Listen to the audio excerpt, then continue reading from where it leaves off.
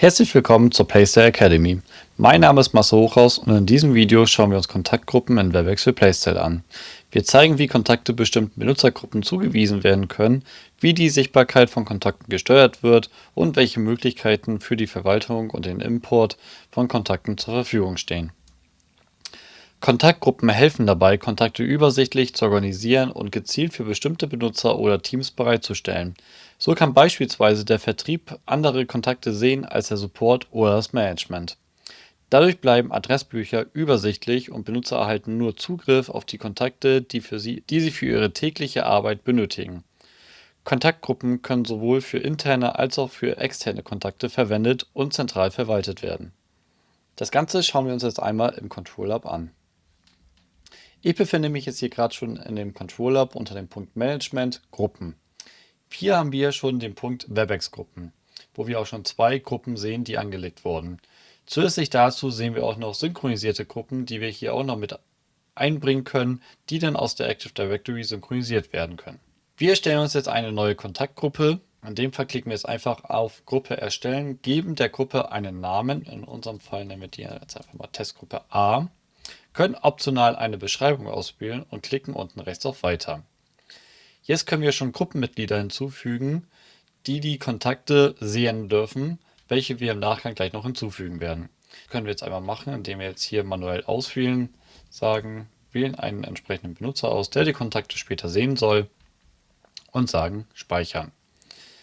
Im Nachgang, wenn wir die Gruppe erstellt haben, landen wir auch nochmal direkt in der Testgruppe drin und können hier noch einzelne Thematiken vornehmen, wie zum Beispiel die Mitglieder hinzufügen, dass wir diese Liste noch erweitern können. Und wir haben außerdem noch die Möglichkeit, eine Zuweisung vorzunehmen anhand der Lizenzen, dass wir sagen können, alle mit einer bestimmten Lizenz sind dieser Gruppe dementsprechend schon hinzugefügt.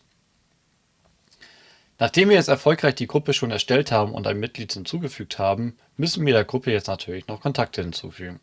Das Ganze machen wir wie folgt, indem wir jetzt unter Benutzer klicken, haben den Reiter Kontakte und hier tauchen auch schon 3 Kontakte auf.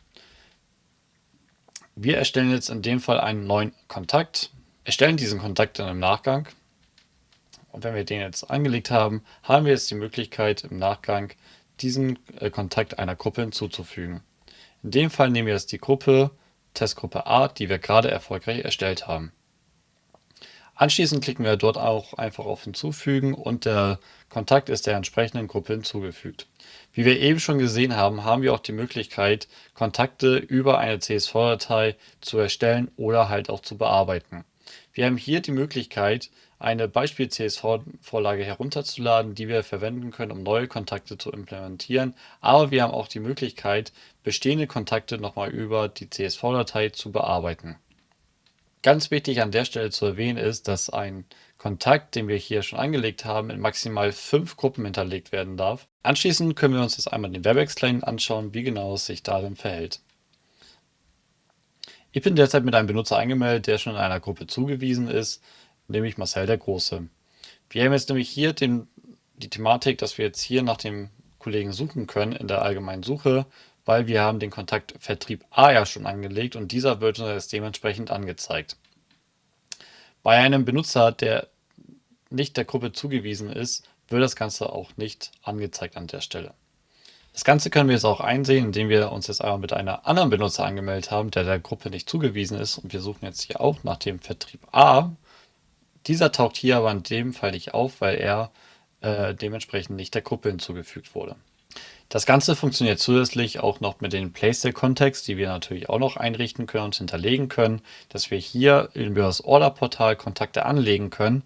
Und wenn wir hier einen neuen Kontakt anlegen, können wir diesen Kontakten dementsprechend dann auch schon die jeweiligen Gruppen mit hinzufügen. Das Ganze sieht dann auch so wie folgt aus, dass wir hier in dem Webex-Client unter der Kachel Playstyle Context dann die Contacts sehen können, die der Gruppe hinzugefügt worden sind und natürlich die allgemeinen Kontakte, die keiner Gruppe hinzugefügt wurden, damit wir diese dann trotzdem sehen können und die kann dann auch jeder Mitarbeiter sehen. So kann man dementsprechend das Thema Kontaktebuch ein wenig strukturierter aufbauen, indem man den einzelnen Kontakten diverse Gruppen hinzufügt für die einzelnen separaten Abteilungen an der Stelle. Ich hoffe, ihr habt einen guten Einblick bekommen in die Kontaktgruppen bei Webex für Playstyle und mit dem Playstyle Kontext.